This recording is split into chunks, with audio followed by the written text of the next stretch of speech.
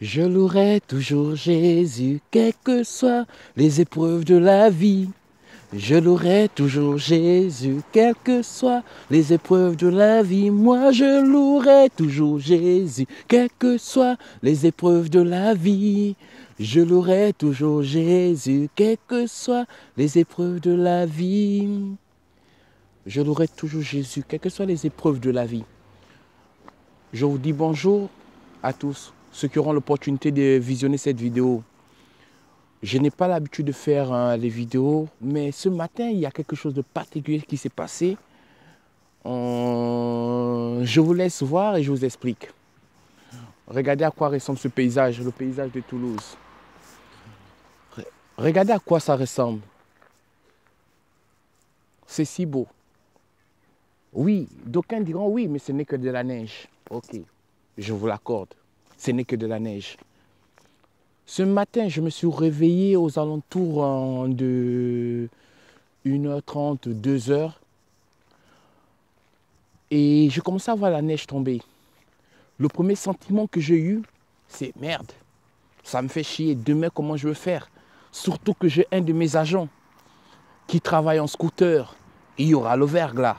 Comment il pourra travailler avec le verglas en scooter? Il peut glisser à tout instant. C'est la première pensée que j'ai eue. Et je suis allé me coucher avec ce sentiment. Et après un moment, Dieu m'a dit, écoute, lis ma parole, lis ma parole. Parce que j'étais vraiment embarrassé pour mon agent. Et je me suis mis à lire la parole de Dieu. Je lis jusqu'à ce que le sommeil me prenne. Je me suis endormi.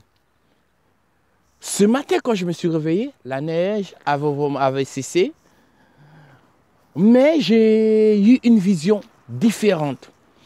Le Seigneur m'a dit, regarde bien, qu'est-ce que tu vois? J'ai dit, je vois un manteau blanc. Il m'a dit, tu vois un manteau blanc. Et tu vois ce manteau blanc sur quoi?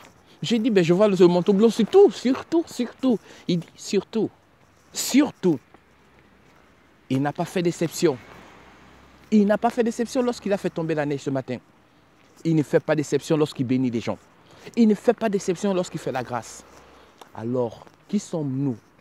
Qui sommes-nous pour juger que tel est apte à recevoir cette grâce? Pour juger que tel est apte à recevoir une bénédiction? Pour juger que tel est à recevoir du pardon ou pas? Qui sommes-nous au fond? Regardez.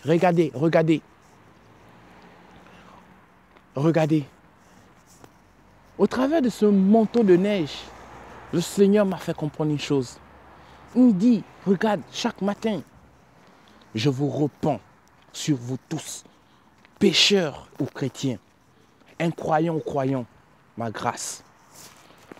Je vous repens ma grâce parce que je vous aime. Et je vous aime d'un amour sans limite. Dans sa parole, il dit, 2 commandements fondamentaux, tu aimeras ton Dieu de tout ton cœur, de toute ton âme, de toute ta pensée. Et tu aimeras ton prochain comme toi-même.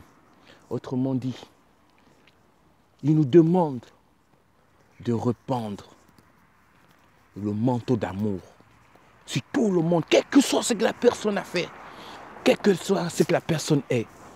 Nous ne sommes pas aptes à juger cette personne, mais nous sommes aptes à transmettre de l'amour en tout temps, en toutes circonstances.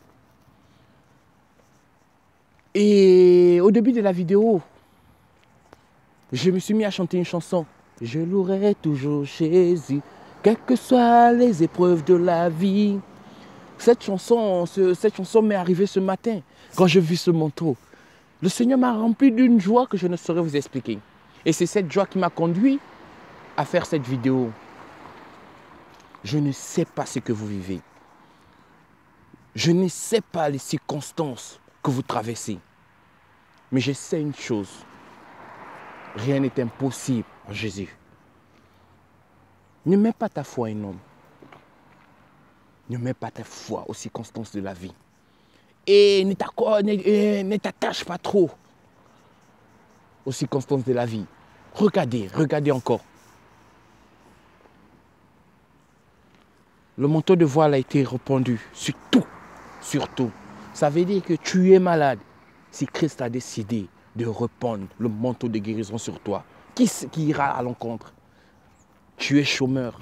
Si Christ a décidé de répandre le manteau du travail sur toi, qui ira à l'encontre? Je ne vais pas épiloguer. Je voulais vous transmettre ce message prophétique. Ce message prophétique qui nous a été transmis par un phénomène naturel. La neige. Dieu nous parle souvent, très souvent, énormément, au travers de sa parole, qui ne matérialise pas des événements réels, palpables. Mais sommes-nous disposés à voir cela? Ou sommes-nous disposés à nous préoccuper de ce que nous pensons, nos intérêts? Je vous laisse avec ce message. Que Dieu vous bénisse fortement.